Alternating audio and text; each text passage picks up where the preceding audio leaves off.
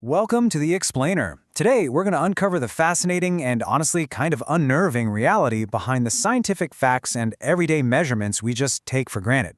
You might think that when we measure something, whether it's the weight of a piece of fruit or the absolute speed of light, we're capturing this unshakable, absolute truth. But as we're about to see, the universe has a funny way of keeping its exact secrets just slightly out of reach. We're getting into the introduction to measurement errors today, and it is totally going to change how you look at data. Okay, let's dive right into Section 1, the illusion of perfection. So think about the last time you measured something. Maybe you were, cutting wood for a DIY project with a standard hardware store ruler. Or maybe you're actually a scientist using a multi-million-dollar mass spectrometer. We naturally just assume that if our tools are good enough, and if we're careful enough, we can pull a perfect, flawless result right out of the physical world. But have you ever measured something perfectly? Like down to the exact atom? The exact fraction of a millimeter? You might be tempted to say, yeah, for sure, especially if a shiny digital readout gave you a nice clean number. But the real answer? It's a resounding no. And that brings us to a foundational truth of science, perfectly summed up by this definitive quote from our source material. No physical measurement is perfect. Let that sink in for a second. Every single time we use an instrument, the reading we get is different, at least a little bit, from the true value of whatever it is we're trying to measure. That unavoidable, inevitable gap between the number you get and the actual, true reality, that is exactly what we call a measurement error. It is literally an inescapable fact of the physical universe. Which brings us to Section 2, why errors aren't mistakes. To really wrap our heads around this, we need a major paradigm shift. Because in everyday life, an error is basically a human screw-up, right? You read the ruler backwards, you accidentally spilled coffee on the sensor, or you fat-fingered a 5 instead of a 6 into your spreadsheet. But in metrology, the science of measurement, an error is not a mistake. A measurement error is actually an intrinsic, built-in feature of the measurement process itself. You could do everything absolutely flawlessly as an operator, and you will still, inevitably, have an error. So if we aren't the ones messing up, where are these errors coming from? Well, it comes down to physical and informational limits that are literally baked into the cosmos. First, there's finite detector resolution. No camera, no sensor, not even the human eye, has infinite pixels or endless precision. Then you've got thermal noise in electronic circuits. This is basically the random, unavoidable jiggling of atoms creating static in highly sensitive instruments. We also have to deal with environmental fluctuations. Think about microscopic changes in room temperature, air pressure, or humidity happening during the exact split second you take your measurement. And finally, the ultimate roadblock, the fundamental statistical nature of quantum phenomena. At the absolute tiniest levels, the universe is just naturally fuzzy and probabilistic. Because of all these built-in limitations, recognizing, classifying, minimizing, and correctly propagating these errors is a core competency of every experimental scientist and engineer. I really want to emphasize this. Dealing with these errors isn't failing. In fact, if you aren't rigorously accounting for your errors, you aren't really doing quantitative science. It's an absolutely crucial skill to know exactly how precise your imperfection is. That way, everyone else knows exactly how much they can trust your data. All right, let's pivot to history for Section 3, Gauss and the Gaussian curve. If errors are literally everywhere and in everything, how did humanity ever figure out how to tame them well enough to, build bridges, launch spacecraft, or design computer chips? Well, over 2 centuries ago, back in 1809, the brilliant mathematician Carl Friedrich Gauss formalized the treatment of these random measurement errors.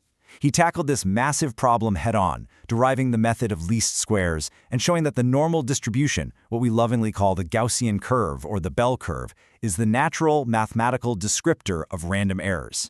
And fast forward to the present day, Gauss's framework remains absolutely central to modern metrology. Scientists are still relying on his exact fundamental framework today to make sense of our very imperfect world. Let's move on to the math and see how this builds in Section 4, the math of measurement. Before we start throwing formulas around, we need to clearly define our 2 main variables here. First, we have the true value, which is mathematically written as x true. This is the actual value of the thing out there in the universe, which, as we just established, is generally unknown in an absolute sense.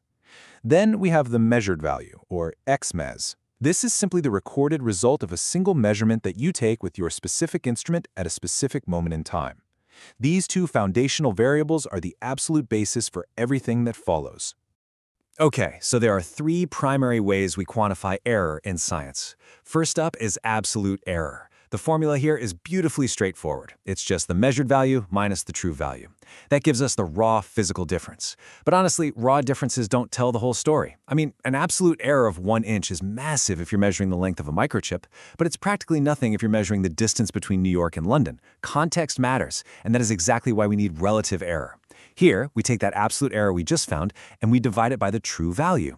This simple division gives us a dimensionless measure of accuracy, a clean ratio telling us the scale of our error relative to the thing we're actually measuring. And finally, the percentage error. You just take that relative error ratio, multiply it by 100, and boom, you get the fractional error as an easily readable, super intuitive percentage. See how beautifully that flows? You start with the absolute raw difference, you contextualize it to get the relative error, and then you scale it into a percentage. Which leads us to a bit of a paradox in Section 5, finding the true value. Hold on a second, because we've just hit a pretty massive paradox. How do we calculate any of these error margins if the true value is, as we previously established, usually unknown? It's kind of like chasing a ghost.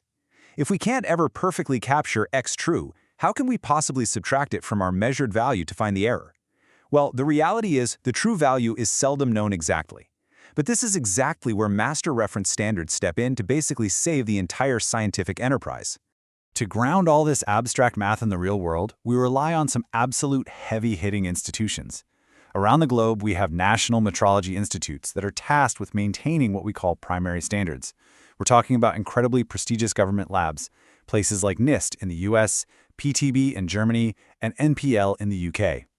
These hyper-secure, scientifically rigorous facilities hold the most accurate physical references that human technology is currently capable of producing.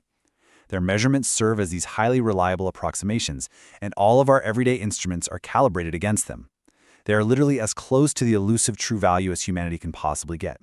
So when you calibrate a lab scale, you're ultimately tracing that calibration all the way back up the chain to these national institutes. They anchor our math and our science to reality. So we're left with a truly mind-bending question. If every measurement has an intrinsic error and the exact true value is never perfectly known, how well do we really know the physical universe? The very bedrock of quantitative science isn't absolute perfection at all. It's actually our incredible human mastery of understanding, calculating, and managing our own mathematical imperfections. It completely reframes what it means to be accurate, doesn't it?